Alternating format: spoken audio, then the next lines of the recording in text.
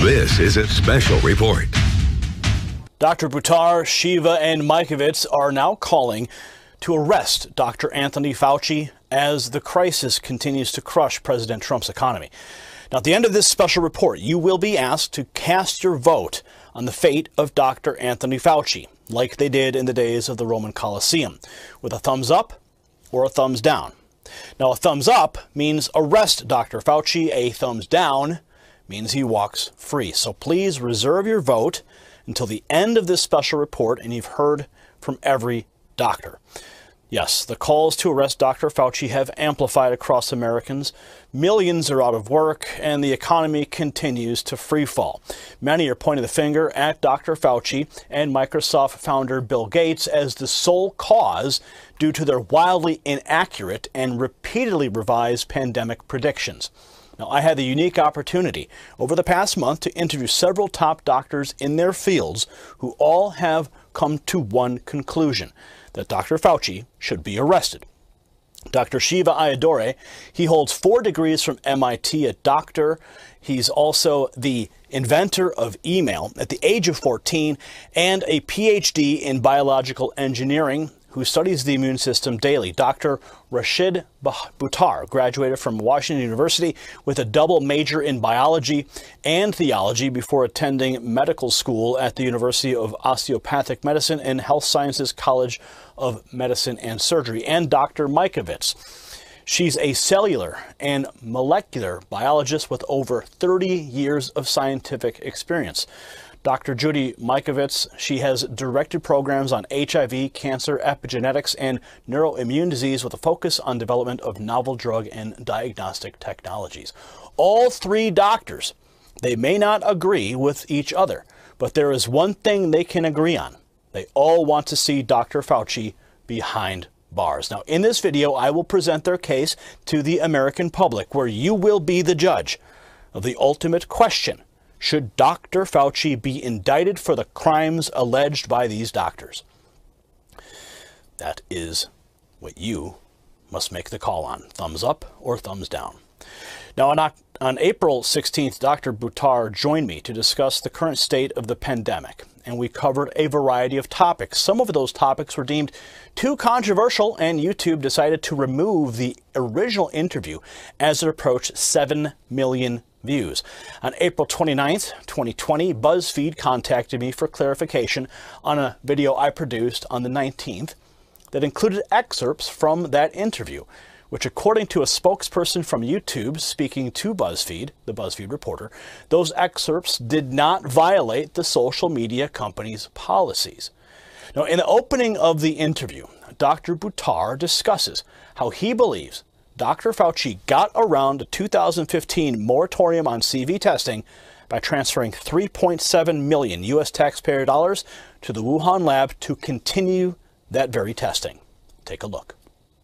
I think you're talking about is the moratorium that was placed, and then $3.7 million from the National Institute of Health was transferred to China so they could continue this research, even though the moratorium. So they basically outsourced this research to China. Is this the same topic we're talking about here? This news is just breaking?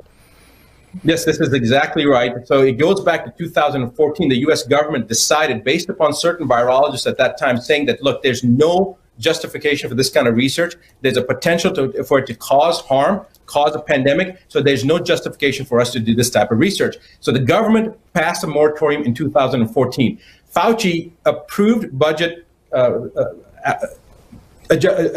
budgets to be monies to be section for this type of research. So basically, and I'm getting really, every time I think about this, it gets me really flustered because I'm so angry that he basically broke the law. He more than broke the law. He created this entire cascade that we're seeing with the world shutdown was created by this initial aspect back in 2015. He broke the law. He went against government moratoriums. He took taxpayer money and he funded research that has now led to the COVID-19. In 2017, he was documented at Georgetown University saying that there will be a pandemic that this presidency will face, that this term will face. How did he know that in 2017 that something was going to happen in 2018, 19, or 2020? There's no, you can't predict the market from 3 days from today, what's going to happen. How did he know that there was going to be a pandemic? He stated the president of this president will face a pandemic.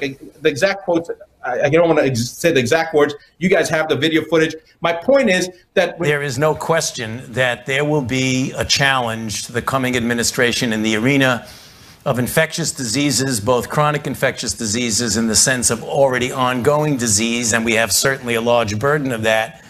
But also there will be a surprise outbreak. There will be a surprise outbreak. There will be a surprise outbreak. When somebody starts making these type of statements, and then they were involved with the breaking of the law to fund the research that American taxpayers paid for, that then goes to Wuhan and now trying to create this diversion and say that it was China. Now, shortly after my interview with Dr. Buttar, it went viral. President Trump's personal attorney and the former mayor of New York City, Rudy Giuliani, appeared on a New York morning radio show and called for an investigation of that very grant. Take a look. There's some very strange things that have to be looked at very carefully. You're absolutely right. China predicted this could happen. China also, for the last 10, 12 years, has been carrying on these experiments, including in this Wuhan laboratory, with animals, and actually making the virus more dangerous, seeing how dangerous the virus can become. Now, you could say that's for scientific purposes, or you could say it's for the purpose of weaponizing it. So back in 2014, the Obama administration prohibited the U.S. from giving any money to any laboratory, including in the U.S., that was fooling around with these viruses. Prohibited it. Despite that, Dr. Fauci gave $3.7 million to the Wuhan laboratory. And then even after the State Department issued reports about how unsafe that laboratory was and how suspicious they were of the way in which they were developing a virus that could be transmitted to humans, we never pulled that money. So something here is going on, John. I don't want to make any accusations, but there was more knowledge about what was going on in China with our scientific people than they disclosed to us when this first came out. I mean, just think of it. If this laboratory turns out to be the place where the virus came from, we paid for it. We paid for the damn virus that's killing us. Now, probably the most significant moment once news broke of the $3.7 million grant to the Wuhan lab was when Newsmax reporter Emerald Robinson directly asked the president about that grant. Watch. Thank you, Mr. President. U.S. intelligence is saying this week that the coronavirus likely came from a level 4 lab in Wuhan. There's also another report that the NIH, under the Obama administration in 2015, gave that lab $3.7 million in a grant. Why would the U.S. give a grant like that to China? The Obama administration gave them a grant of $3.7 million. I've been hearing about that. And we've instructed that if any grants are going to that area, we're looking at it literally about an hour ago, and also early in the morning. We will end that grant very quickly, but it was granted quite a while ago. They were granted a substantial amount of money. We're going to look at it and take a look, but I understand it was a number of years ago, right? So you are. When did you hear was the grant was made? 2015. 2015. Who was president then? Yeah, who was president then? Now, all things considered, these are important questions that should be asked and not be silenced. Now, later in my interview, I directly asked Dr. Buttar if Dr. Fauci is responsible for the pandemic because of that research grant. Here's his response. Is Fauci directly responsible for this pandemic because he maneuvered the money, he maneuvered around the moratorium, kept this chimeric research going in China? Is he directly responsible for not just the pandemic, but also the response that's killed the economy, put, what, 17 to 22 million people out of work? Is Fauci directly responsible? I'm going to say this. I think that I've seen some petitions going around. I know Dr. Shiva said that Fauci should be fired. I think that's the nicest thing that could be done to Fauci. I think he's a criminal. He's broken the law. He's gone against the government. I mean, to me, that seems like it's a traitorous thing to do when the government has passed a regulation and he's at one of the highest levels in the NIH. He's got a directorship at the NIH, and then he breaks the law, he breaks the moratorium, and then funds research against something that could potentially cause harm throughout the entire world, and he's in collusion with a foreign government. Collusion with the foreign government. There you have Dr. Putar's take. Now, before we look back at the historical record of the alleged misdeeds that led to Dr. Fauci's rise to the top of the United States medical industrial complex, let's take a look now at a clip from my April 9th interview with Dr. Shiva, where he called for the indictment of Dr. Fauci.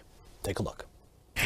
Let's talk about Fauci. You know, since we spoke, we ran a campaign to fire Fauci. And I frankly believe this individual should be indicted and should be fired, and all sorts of charges should be leveled at him, because he's essentially been the mastermind of an organization for many, many years across many, many presidents, which has promoted a fake science that the immune system is so weak and that you always characterize some virus as a cause of destruction to the immune system. He did this with HIV and AIDS. And so this is his, you know, probably second or third rodeo. And the goal here is to scare everyone with a fake science understanding that as though the immune system gets attacked by the virus, right? So one of the things we did was we called for his firing and his indictment, and I think close to 40,000 people in a few days signed that petition. I would say we probably have close to 2,000 doctors now, Gary, across the world, because the doctors themselves are recognizing that they are victims of a big pharma medical education system. Now, if you look at a guy like Fauci, I believe he's on the leadership council of the Gates Foundation. He loves the Clintons, and his relationship through the NIH and the CDC and the WHO is this triangle, which, by the way, the Chinese Communist Party and the Chinese CDC is part of. The NIH of the United States funded, even as early as 2 or 3 years ago, $14 million to the Chinese CDC. So the entire cabal here is not about health.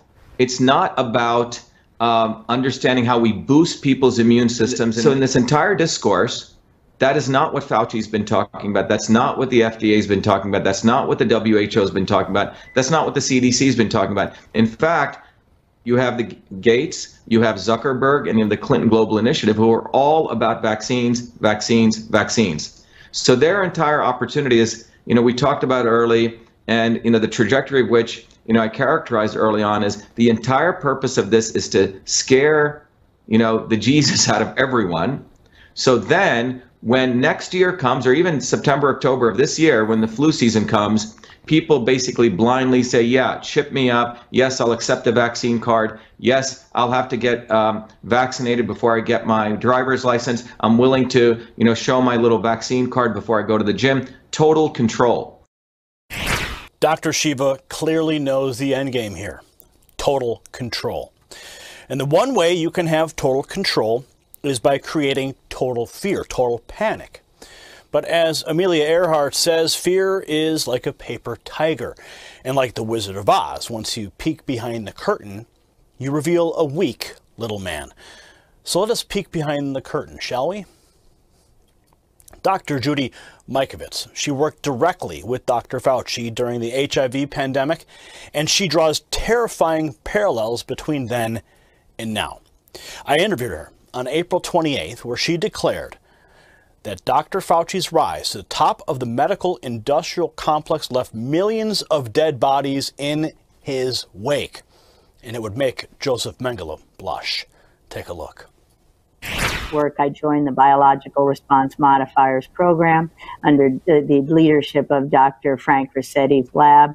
We confirmed the isolation of HIV from saliva and blood that Dr. Luc Montagnier, Nobel laureate Luc Montagnier, had done earlier that year. Our paper was in press. At the time was confidential in press. Dr. Fauci called the laboratory. I'm 25-year-old lab technician. He called the laboratory. I answered the phone, explained that Dr. Rossetti was out of town and would address his concerns when he got back. Dr. Fauci demanded a copy of the paper, which was confidential. That's unethical. I refused to give it to him. He threatened to fire me for insubordination. I didn't budge. He bullied Dr. Rossetti when he came back to town to give him the paper, which his crony Dr. Gallo then copied.